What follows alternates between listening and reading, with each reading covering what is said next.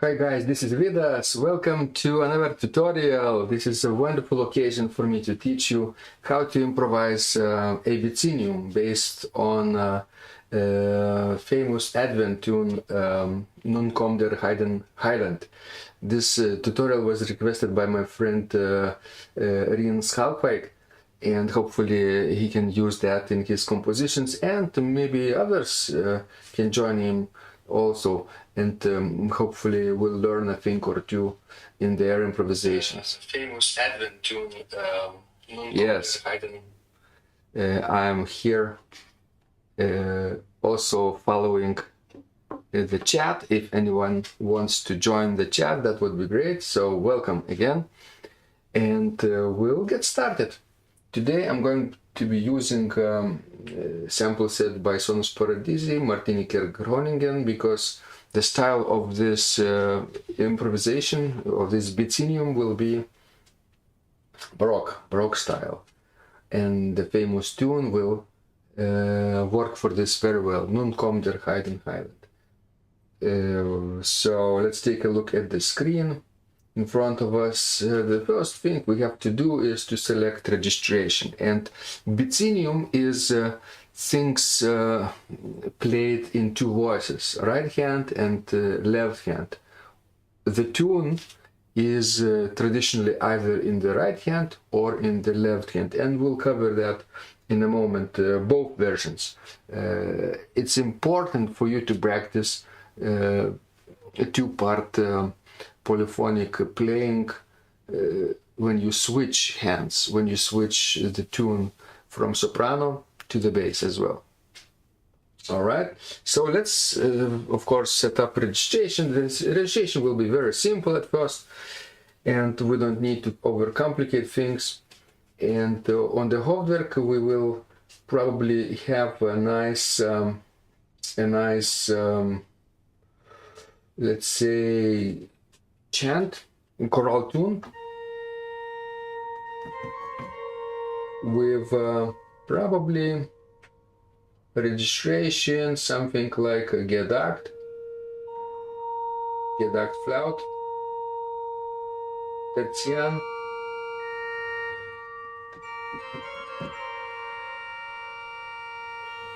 and trumpet.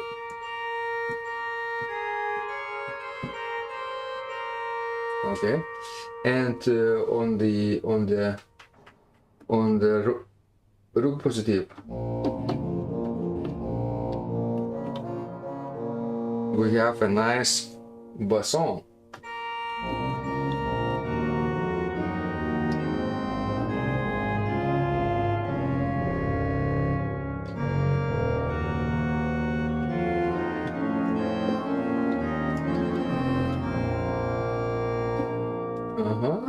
It could work actually, just basson, but maybe with shamai.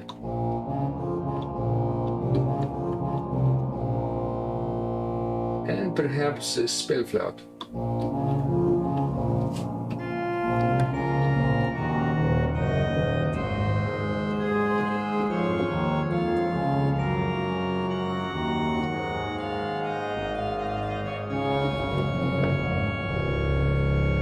Like this. Beautiful. Obviously we could of course try something on the Bovenberg. For example, whole flout, nasat,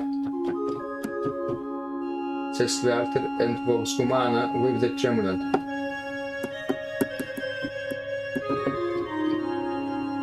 Okay, like this.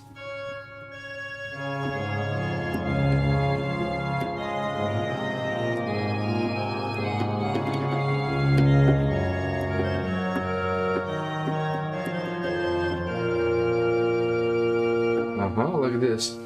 Welcome Rien, good to see you here. And I think we can now start officially our BICINIUM harmonization first, and then later improvisation. All right, so let's talk about the first step. The first step would be to get to know the tune. The tune is of course very famous and many people know it by heart, but did you know that it was written either in G minor or in A minor version, like this. Or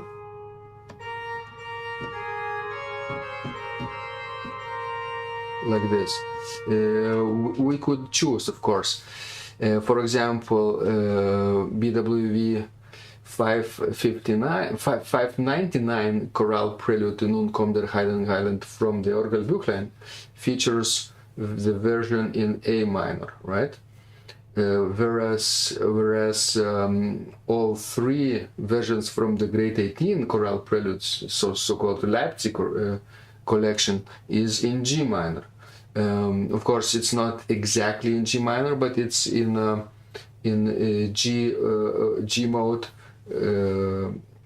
ancient modal writing also. So, but from the note G basically, not from A. So feel free to choose your own version. But today I'm going to choose A from the note A. This will be like A minor version. Okay. So the first step would be, obviously, to get to know the tune in A minor,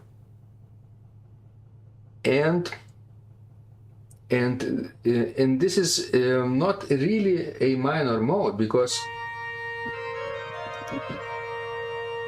normally in A minor we would have G sharp, right? And we don't have this here, so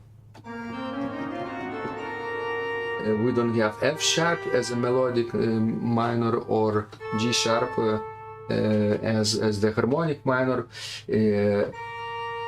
If I'm playing this correctly, you will notice it's a mode of A Aeolian.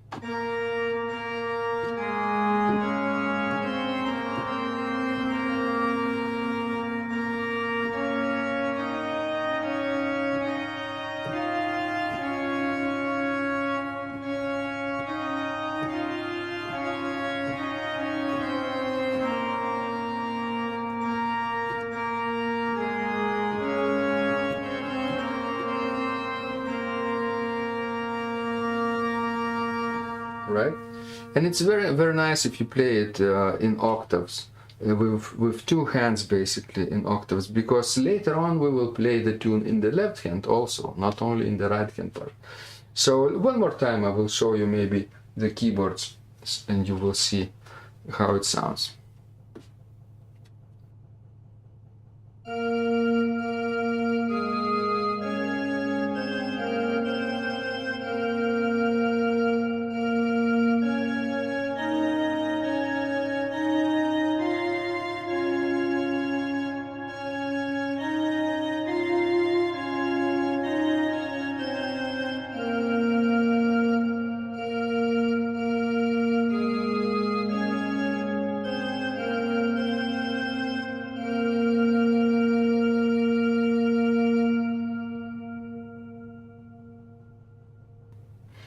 Right, this is a very beautiful, of course, modal writing, as Rin writes also. So exactly my point.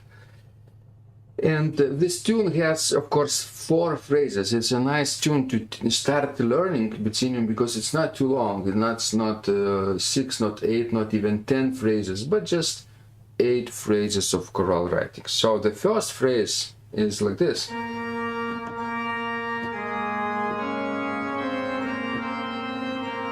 It's important to notice the starting and the ending point of the chorale phrase, because it will mean something later on.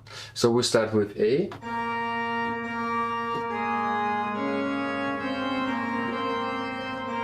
and finish with A. Okay, that's the first phrase. Second phrase, starting with A and ending on C, right? From A to C. Third phrase, from C to A, the opposite, right? And the last phrase is exactly the same as the first phrase, from A to A. exactly.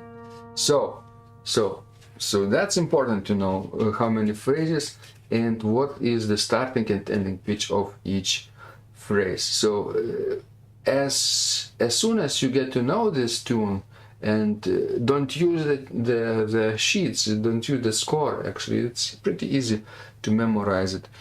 And then you can go on to the next step actually and add a second voice. And second voice is not necessarily the difficult thing that we will be doing later on, but just harmonization, basically playing note against note, counterpoint, adding one note against the hymn tune, against the chorale tune. If the tune is in the right hand part, the counterpoint, the counter melody will be in the left hand part, and we only will be using the same amount of notes in the other hand as in the right hand part. So let me show you what I mean. Of course, there are some rules because it's a Baroque style. You cannot play anything you like in this style. There are some things that makes music stylistically coherent, similar to what people were writing 300 years ago, 400 years ago, right? Something like that. So let me do it for you, and then we'll talk.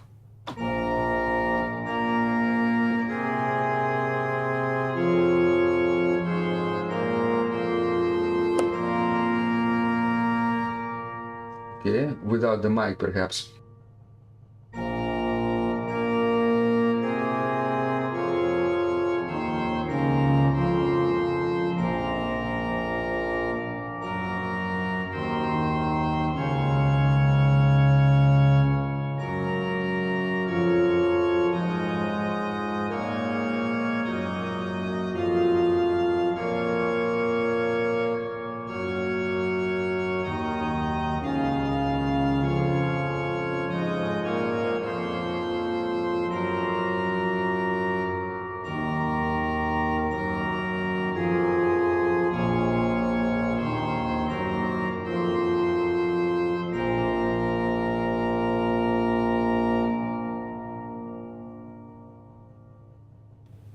Alright, so I played the first version of what we are going to do.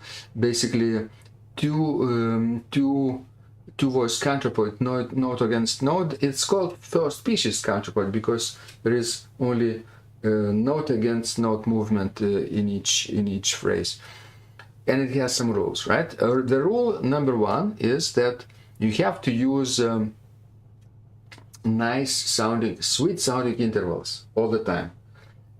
Octaves, fifths, it's called consonants, as opposed to dissonance, right? Dissonants are more harsher in other words. So consonants only. Octaves, fifths, thirds, and sixths. Only 4 intervals are allowed. If you don't know what an interval is, if you don't know what a sixth is, what a third is, then of course you have to do some background work, homework, right? But I could tell you briefly what it is, right? If we take an octave from A to A, this is 8 steps, right? And it's called an octave. If we have 5 steps, we have a fifth. If we have a third, 3 steps from A to C. If we have 6 steps, then it's a sixth.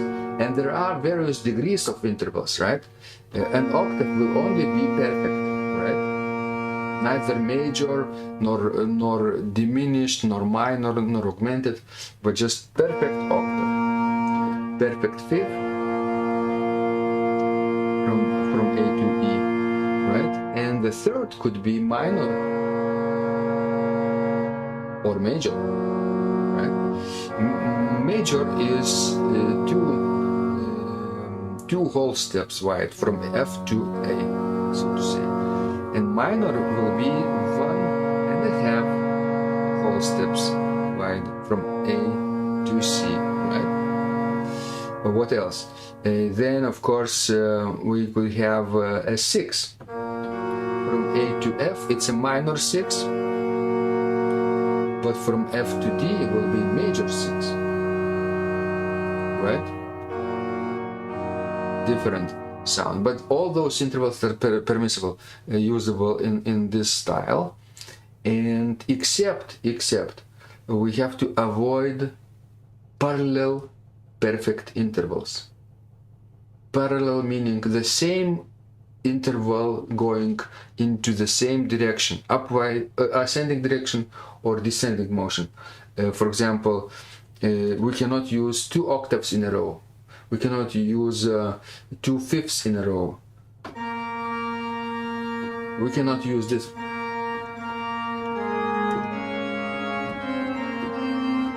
Even though I asked you to play as the first interval, exercise, right, in octaves. In reality, if the second voice was independent, it had to use different intervals than octaves, right? 1 octave after the other is not okay in this style. But octave and a 5th, it's okay, it's still okay. So avoid forbidden perfect parallel intervals. 2/5 in a row, not good. But 2/6 and 2/3 in a row, it's okay.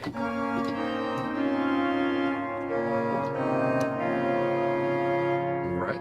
Or 3/6 in a row.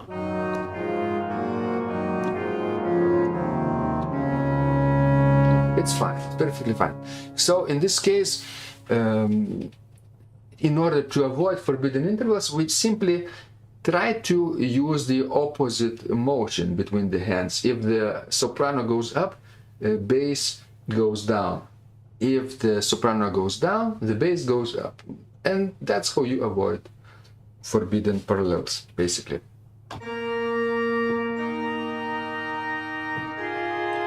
Right? From octave, you could do this to minor 3rd, or this. That's perfectly fine. Or this, in opposite direction. The same is if you have a 5th, an octave from the 5th. You could have one stationary note because sometimes the tune demands it.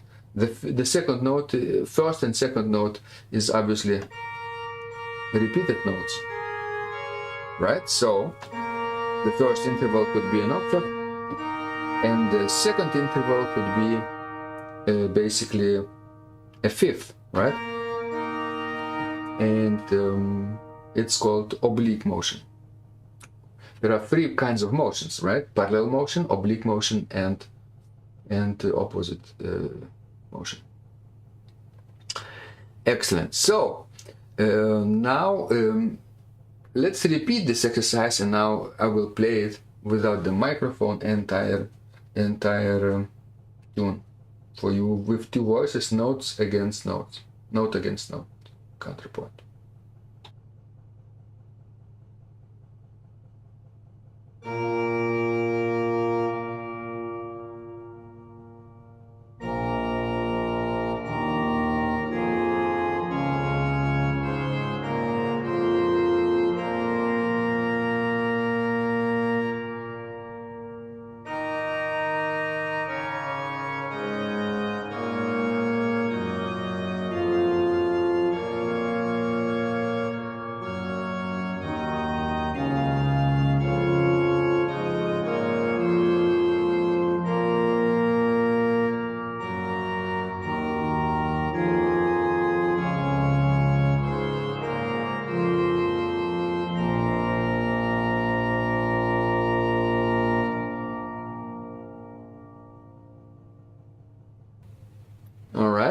So that was a very important step. After this, you can of course add add two notes against note, make the left hand a little bit more fluent, like this.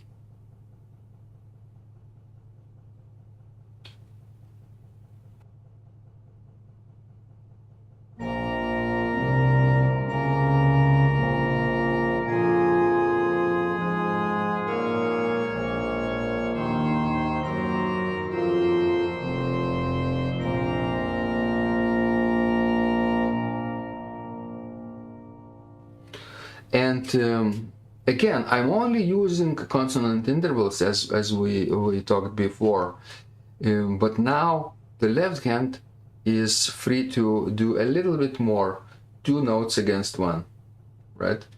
Against one of the right hand part, right? Let me show you one more time, the entire thing.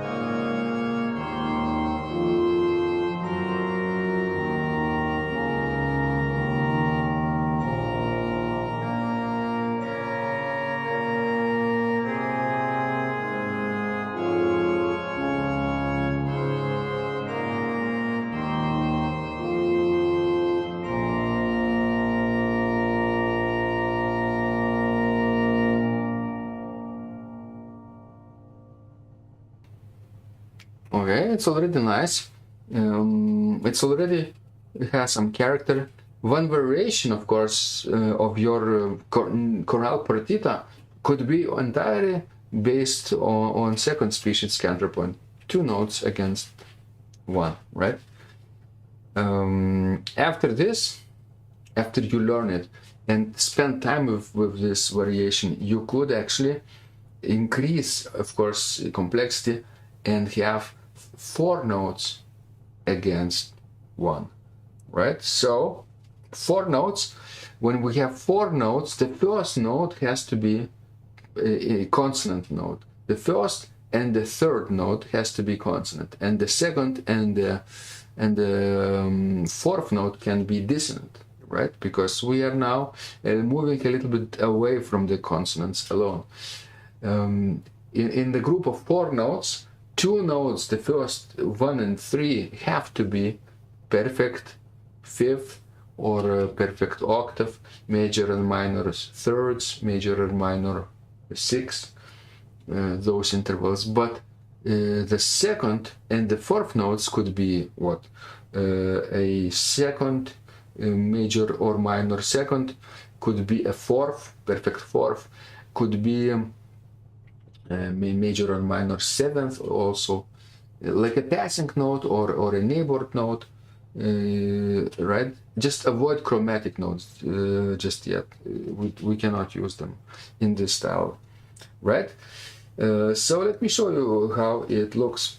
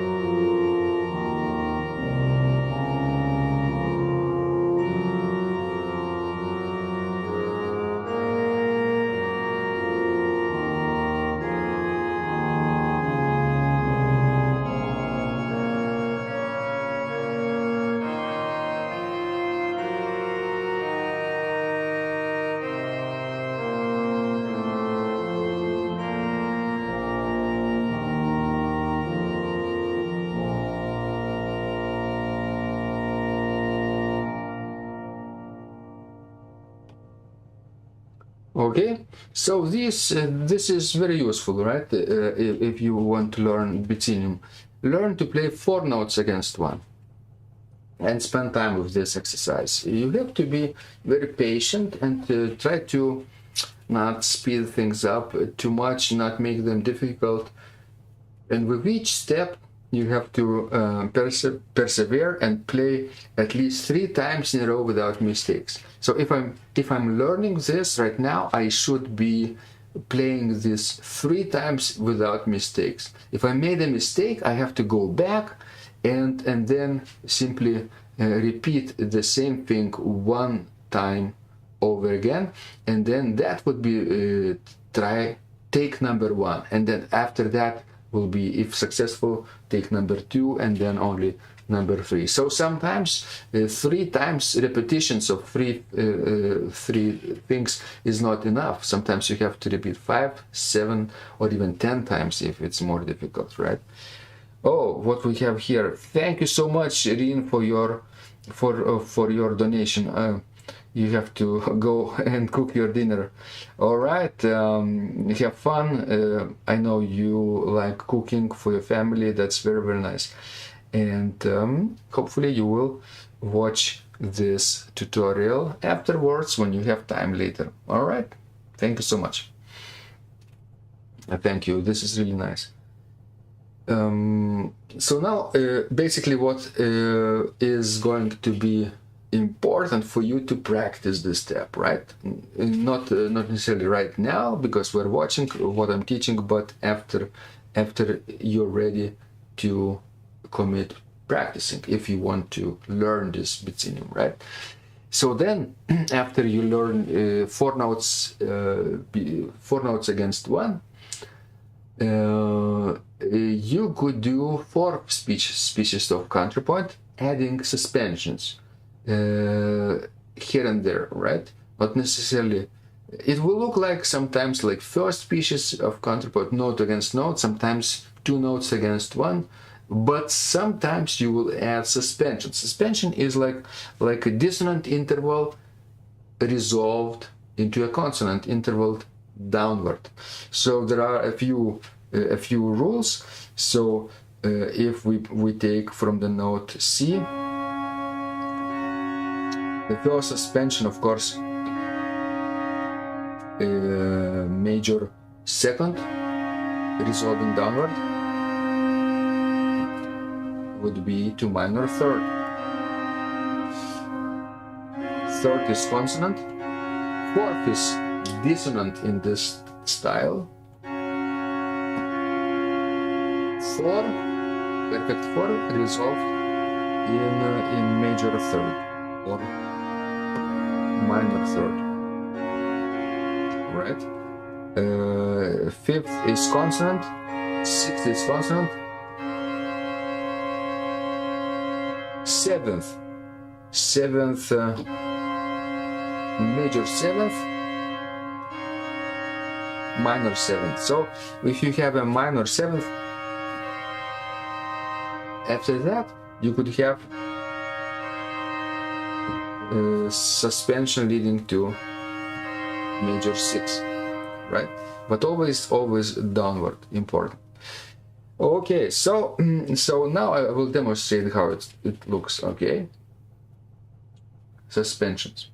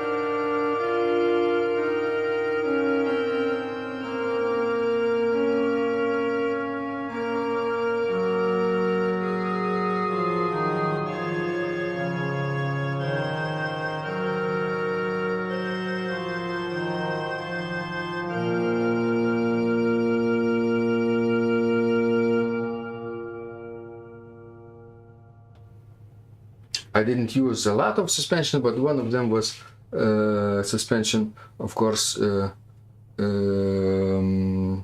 second to third, 3 to 2, 2 to 3 suspension. Okay, and it's important that suspension occurs on the stronger beat, and then resolution on the weaker beat. Okay, so practice this a few times until you can get it right 3 times in a row without mistakes. Okay, and then what happens, the last species of counterpoint, before we get a little bit into more advanced stuff, you can use all kinds of motion, mix of all the previous species basically. So let me show you what I mean.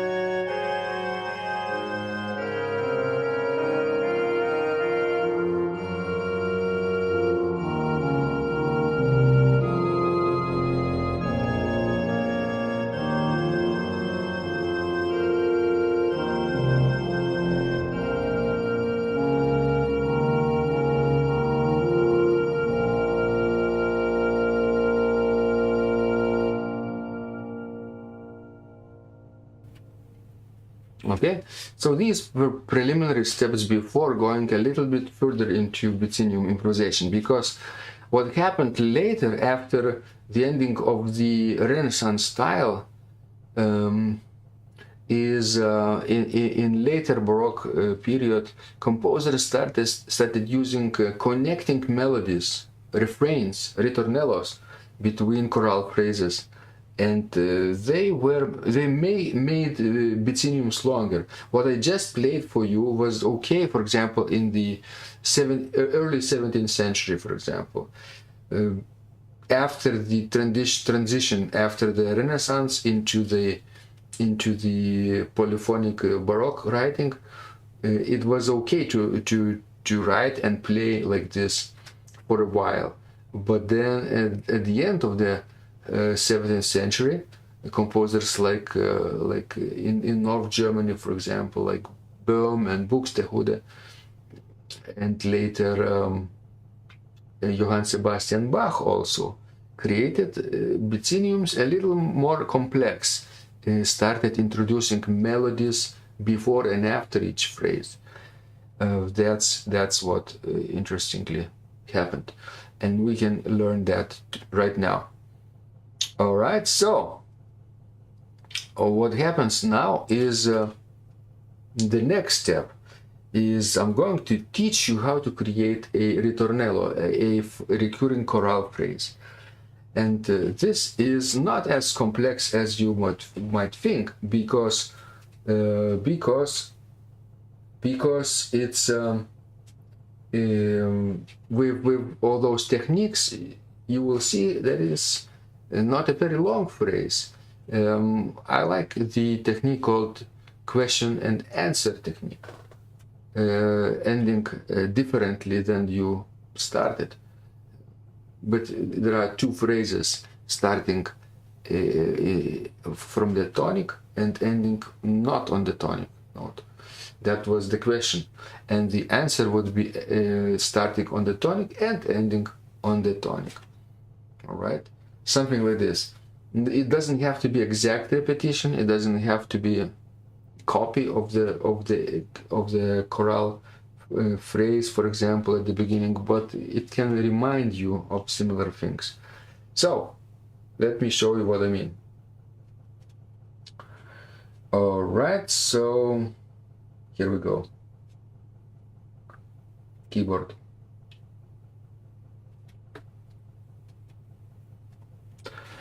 And ritornello will be in our left hand, because right hand will be busy with the chorale tune. So, initial melody.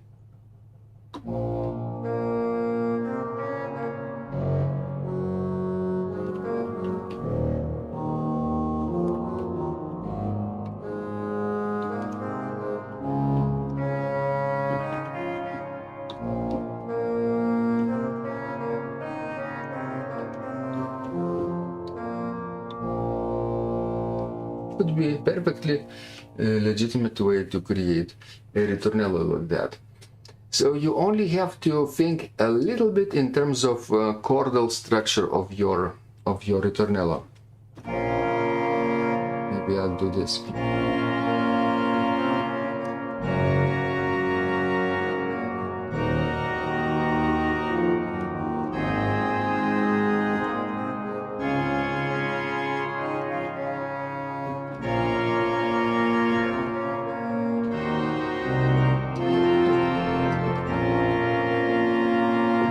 Okay, these are the chords, but you just omit the right hand and play the left hand bass, and what happens is like this.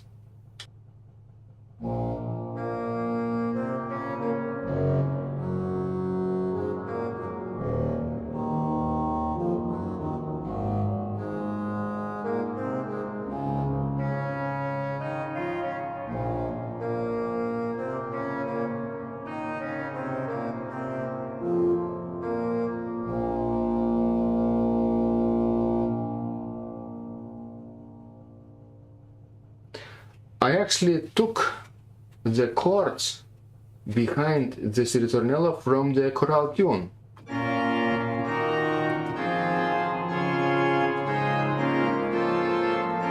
They're all there, not necessarily in that order, but they're connected to the tune. And that's how you can create your own ritornello. For now, we're going to be using this. It's pretty nice, not too fast for teaching purposes.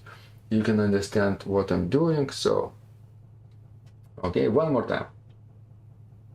Practicing, right? 3 times in a row without mistakes, remember?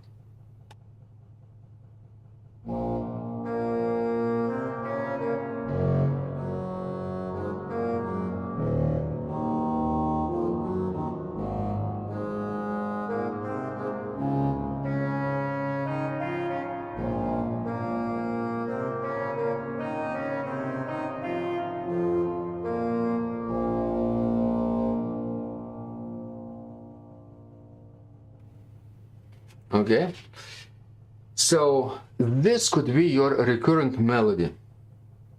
So for now, remember what we did before. In the first step, I played for you the tune, chorale tune, NUN KOMM der HEIDEN HEILAND with 2 hands in octaves, parallel octaves, and then we talked about what kind of scale degree is at the beginning of the phrase and what kind of note is at the end of the phrase, right? So remember this again. I'm playing it again.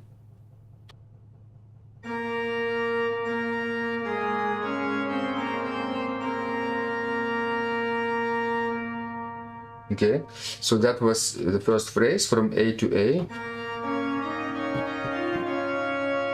Second phrase from A to C. And third phrase from C to A. And the last phrase is from A to A, like the first phrase, exact repetition. All right, which means we could insert the same melody in various places of this tune, between the phrases, basically. But sometimes in the same key, like at the beginning and the end. But in the middle, we could actually transpose it to other keys. So let me show you. Let me show you what I mean. So before this phrase,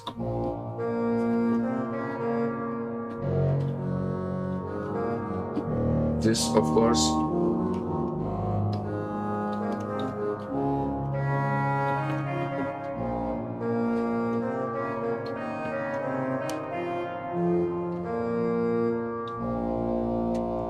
this works, right? Because we end on the note A in A minor, but then what happens later is obviously after this is second phrase from A to C. So after this we either repeat ritornello in A minor, or figure out the key which also has the note A in its chord, in its tonic chord. Right? A minor has A and the D minor has A. Right? Let me show you. A minor and D minor, both keys have A in common. So second appearance of the ritornello could have, for example, ritornello in D minor, in the subdominant key of A minor, so to say. So D minor has B flat, remember? So it has to be with B flat, like this.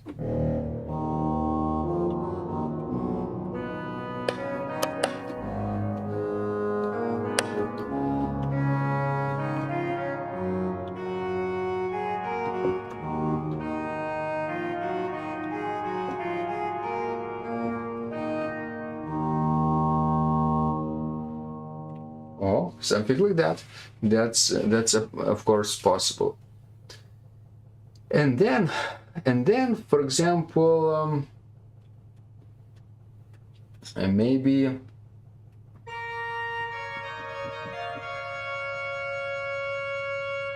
after the second phrase, the last note is C. When we have C, obviously we want C major as the starting note of the ritornello, like this.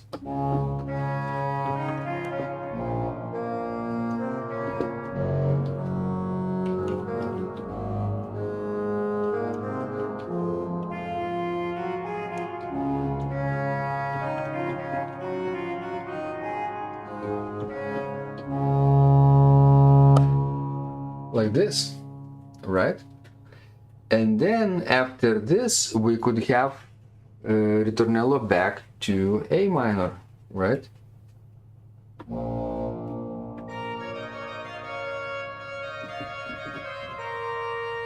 Either now or later. We still need one more ritornello. So perhaps F major could be our penultimate ritornello.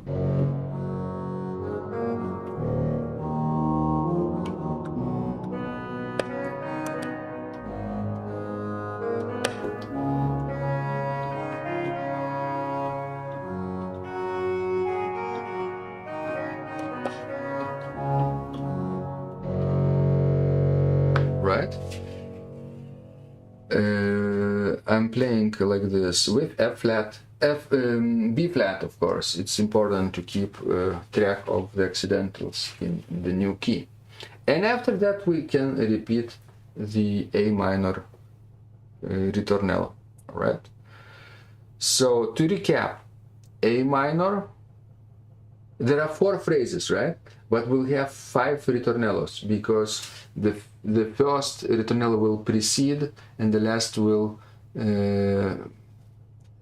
basically will be after the last phrase. So A minor, then D minor, then C major, then F major, and then of course A minor. A, D, C, F, and A again. Something like that, right? If you get mixed up, don't worry. You can always play in A minor. That's always possible. In fact, let me play everything in A minor, and you will feel that it's not really a bad idea, right? Let me show you. Just everything in A minor.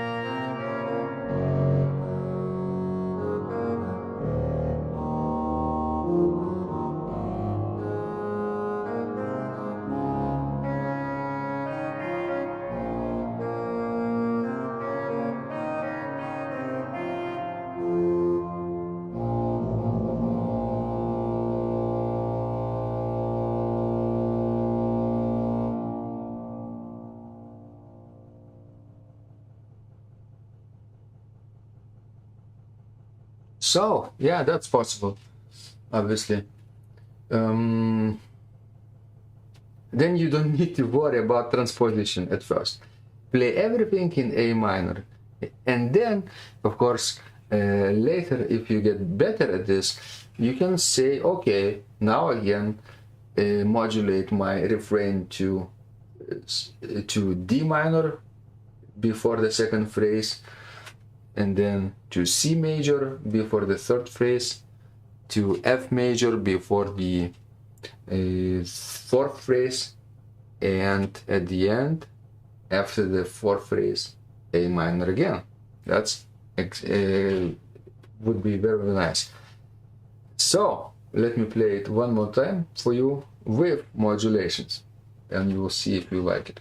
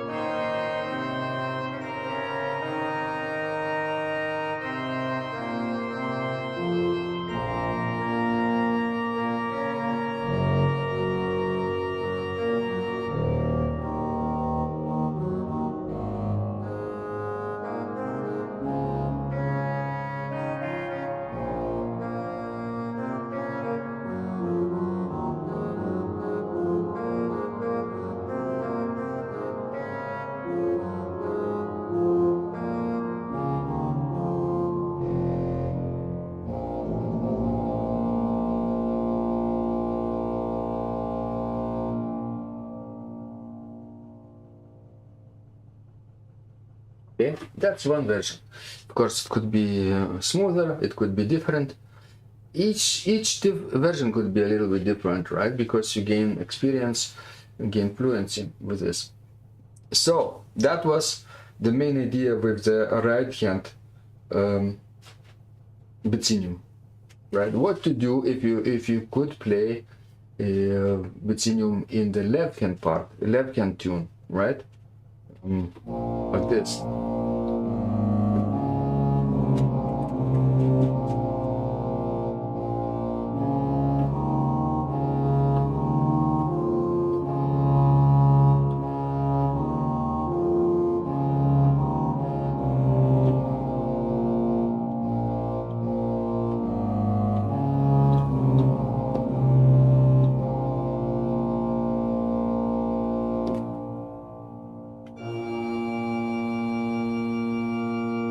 Now we don't need, of course, 16 feet in the bass, because we need something very majestic, maybe trumpet without the terzian in the Hauptwerk, right? Because terzian doesn't sound nice in the lower range, of course. Right,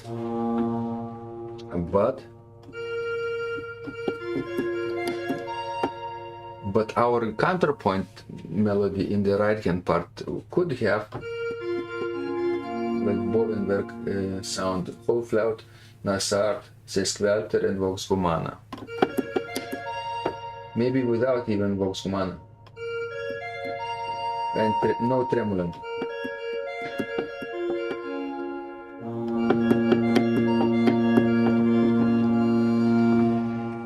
Right, so that sounds nice.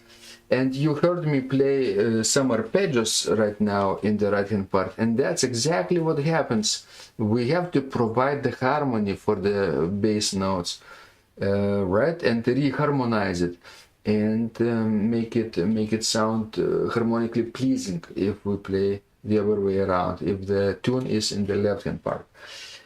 And usually composers don't do ritornello technique in this version. If the tune is in the left hand part, there is no point of playing ritornellos with the descant, with the, let's say, with the violin or flute or oboe, right? The bass would play those additional melodies between the phrases. And now this BICINIUM, when the bass is busy with the hymn tune, we just only make it shorter and play arpeggios, basically arpeggios with the tune. Let me show you what I mean.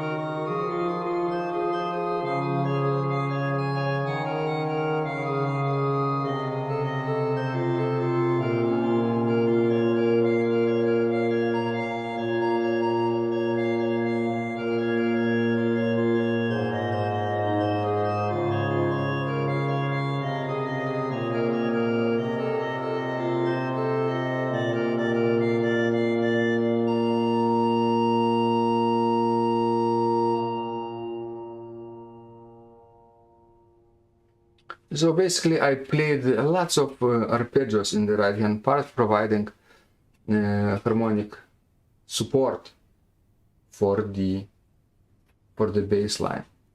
That's the main idea.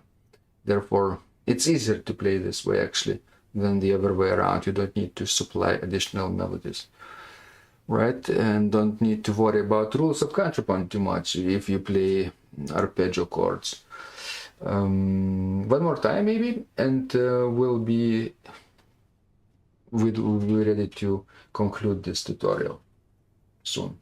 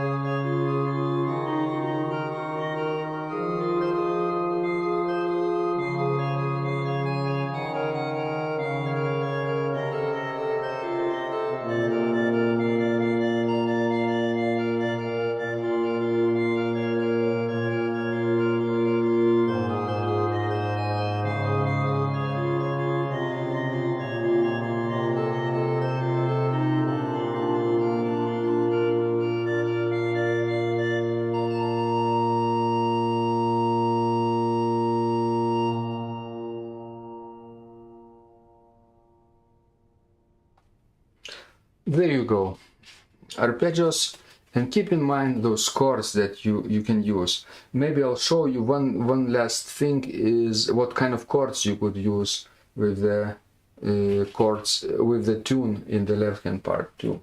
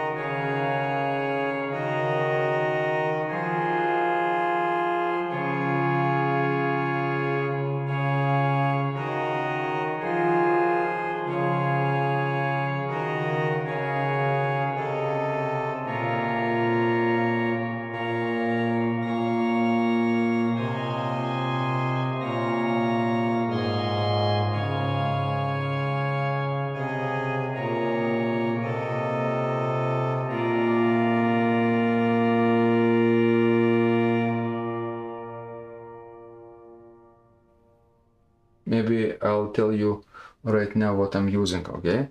Maybe let me play it in a little bit softer registration, octave only. So tonic, A minor chord, A minor chord, G major chord, C major chord, G major 6 chord, A minor chord. This is first inversion diminished chord from G sharp. Basically 7th scale degree first inversion chord and tonic chord. Second phrase. A minor, C major, D major, C major, D major, E minor, and C major. C major, D minor, E minor, C major,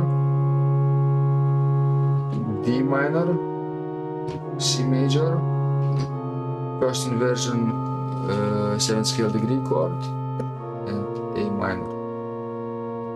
A minor, A minor, G major, C major,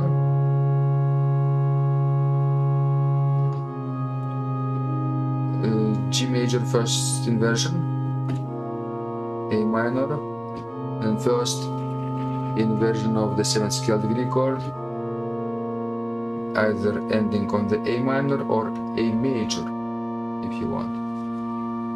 Alright.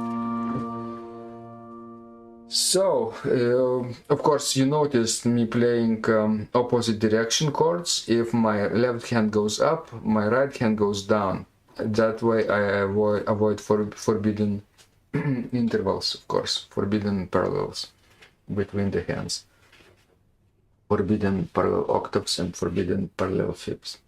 So that's how you play, of course, BICINIUM with this beautiful Advent tune. Hope you enjoyed this tutorial, and of course please feel free to send me other questions. I'd like to know what you want to learn next, and maybe we can figure out a tutorial based on your requests as well. And I'd like to thank everyone who supported me. Rin, for example, buying me coffee, and others. Of course, it's very nice if you of course say thanks like this.